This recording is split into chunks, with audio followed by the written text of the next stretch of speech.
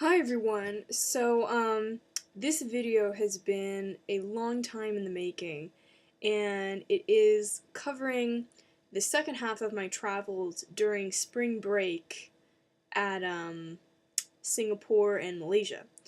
For those of you who don't know, the Japanese semester system is different from the American. By comparison, if you have a semester system in the United States, it starts in roughly late August and then ends in early December and then picks up again from early January to early May, right? Well, in Japan, the first semester starts in late September, gets out early February, and then there's a 2-month break, literally 2 months, like solid 8 to 9 weeks of break before the next semester, which is part of the reason why I'm still here and it's July 8th. um, During my 2-month break, first I went to Hokkaido and I did a video on that, and then I went to Singapore and for a week, and then Malaysia for a day. And in Singapore, I actually have a friend who I ironically made at University of Oregon. Her name is Annabelle. And Annabelle, hi! And tell Audi and Priscilla I say hi. And your parents. Hi, everybody. Anyway, friend Annabelle, who is a Singapore native, and she went to study at University of Oregon for 1 quarter during my sophomore year.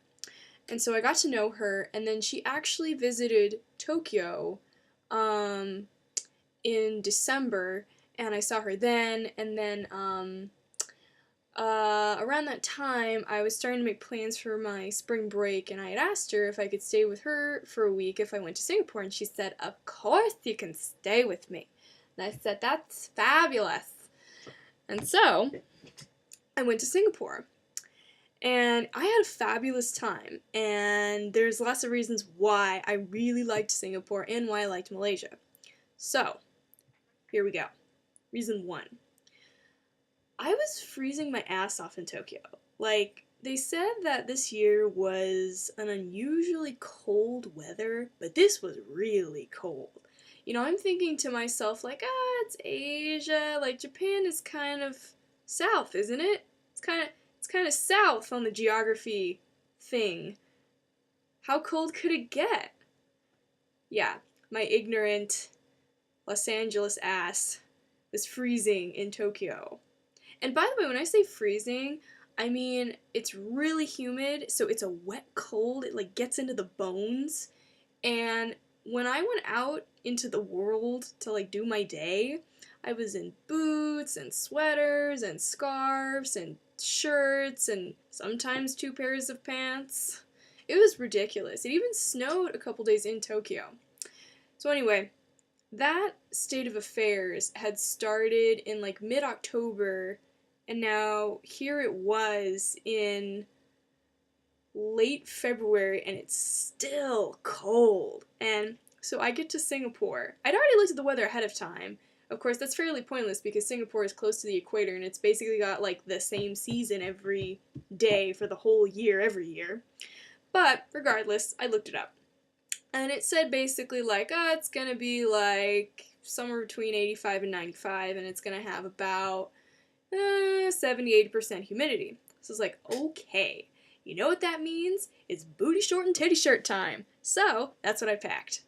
And I got into Singapore one evening, and you know, you're supposed to have a sense of dread when you get off the plane and there is a huge, that wave of heat and humidity that hits you and you're just like, oh no. If it's like this at 8 p.m. at night, which is when I got in, what is it like during the day? But I was so sick of being cold that as soon as I got off the plane, I was just like, yes! Yes, Singapore weather, come at me, I'm ready for you! So, that was reason 1 that I liked Singapore, is the weather, relative to Tokyo, was fabulous. Reason 2, Singapore is incredibly aesthetically pleasing. And I mean that both in the amount of nature it has and its architecture. Like, Singapore, in its own right, is a very beautifully architecturally designed city. And the reason is it has two styles. It's either old style colonial when the British came in like the 19th century and sort of put their own little British style of like stately looking pillar buildings around Singapore, or it's like a very tastefully done modern look. Like there's a few there are two buildings in particular which kind of blew my mind. And one building is it literally looks like a tropical fruit that's native to Southeast Asia. It's called a durian fruit, and there I have a whole other section on durian fruit that I will like talk about because it's infamous. And then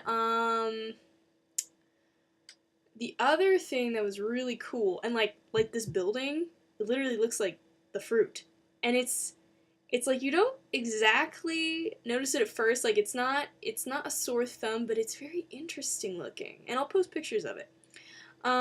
The other building that was just really cool, like in my pictures of Singapore, I think I have literally about 20 pictures just of this building. It's called, if I remember correctly, Marina Bay Sands, and it is this enormously tall skyscraper, and it has a boat on top of the skyscraper. Like literally, if like Giant Godzilla took a cruise boat, took it in its hand, and put it on a skyscraper, like that's what this thing is, and it's really cool looking. I will also show you the magnificent pictures I took of that. So that was reason 2. Reason 3. Oh, and before I get on to reason 3, the other thing is, Singapore has a lot of like lush greenery, and it was just really refreshing to see because like Tokyo can be kind of sparse with plant life, like never was the same concrete jungle ever truer. And so, like, Singapore just had that really, like, lush, almost, like, Amazon forest, wild greenery just everywhere. And it was really nice to see, like, oh, nature. Look at it. Look at it. I haven't seen that in, like, 6 months. Isn't that beautiful? Majestic? I thought so. Um, let's see. Another thing that I loved about Singapore is the food. Food is right up my alley. First of all, a ton of it is like ethnically Chinese, and the majority of it is spicy.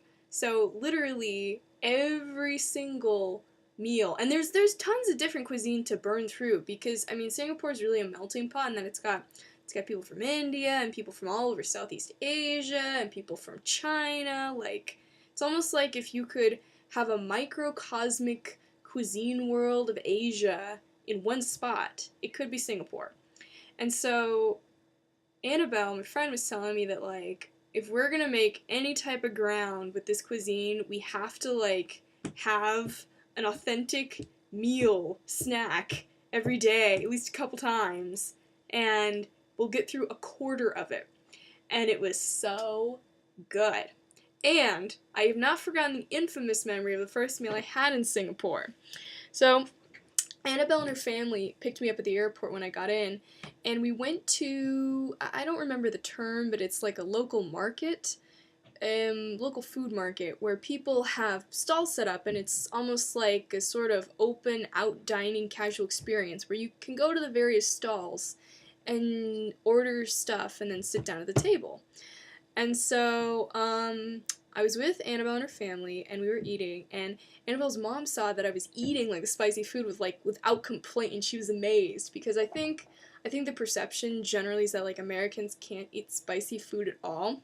So she pushes this like small like bowl of red chilies, and it's not whole chilies. It's like the itty bitty little rings in like chili sauce, and she pushes it towards me, and you can tell she's got a mischievous smile on her face, like, hey.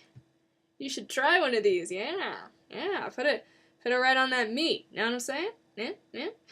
And so I'm just kind of like, whatever. And so I took like one ring, like literally like one ring, and I put it in my mouth. And Annabelle and her sister Audi are looking at me like, dear Lord, what has she done? Like, oh my gosh. And it was one of those things where, when you first ate it, it's fine.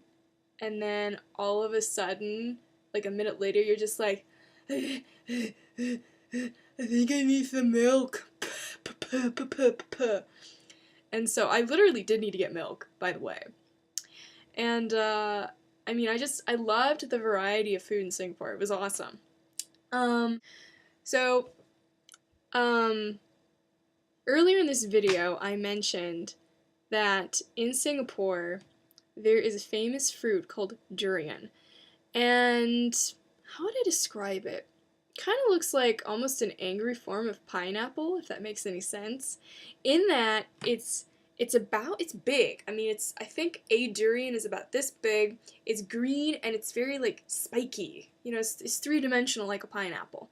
Except its smell is not like a pineapple. The smell? How would I describe it? I think I would describe it as like a wonderful cross, a wonderful pungent aroma between body odor, skunk, and like maybe something that's like rotting. It's not pleasant.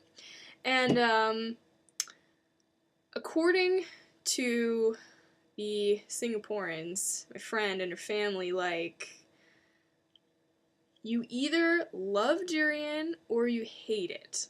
Like, there is no such thing in between. And so we were passing a billion stands that were selling it, and like everybody who I was with was like, hey, you should try it. And I'm like, gosh, the smell isn't even that good. Like, why do I want to try it? And they're just like, you should.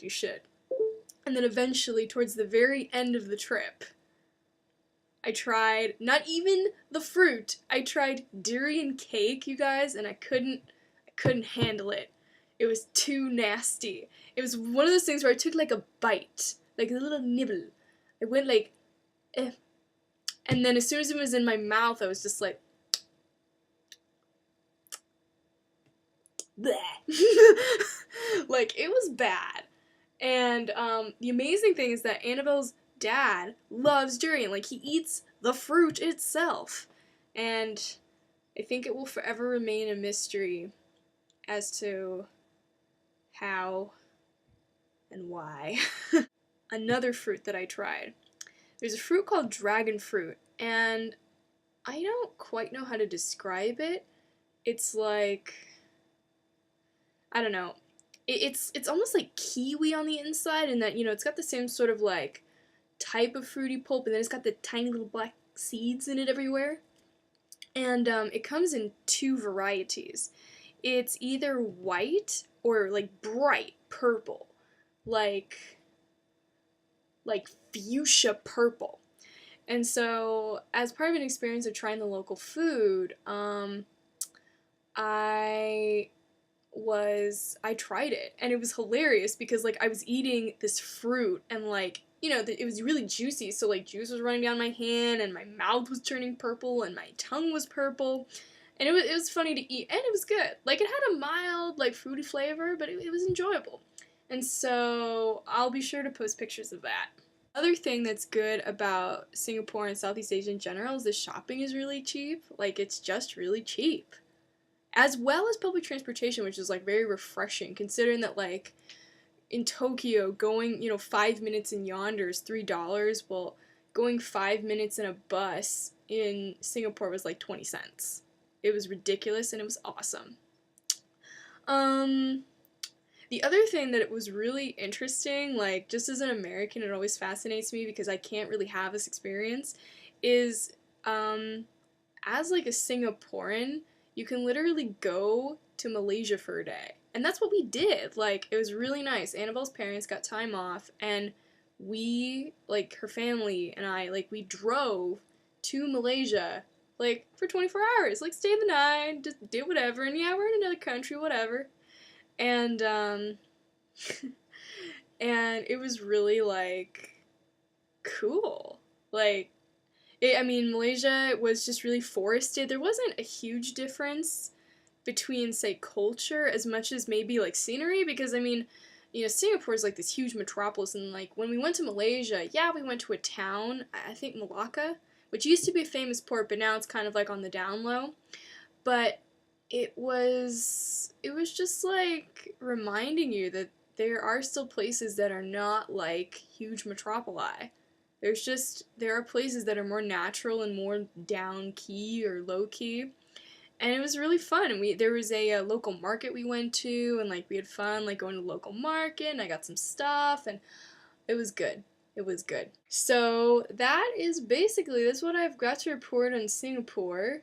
It was a great experience. It was a great like experience to Southeast Asia. Like I definitely want to go back to Southeast Asia, and it'll probably be like a trip that I'll be striving for in the next couple years. So I'll attach some pictures at the end of this video, and I will see you later. All right, bye.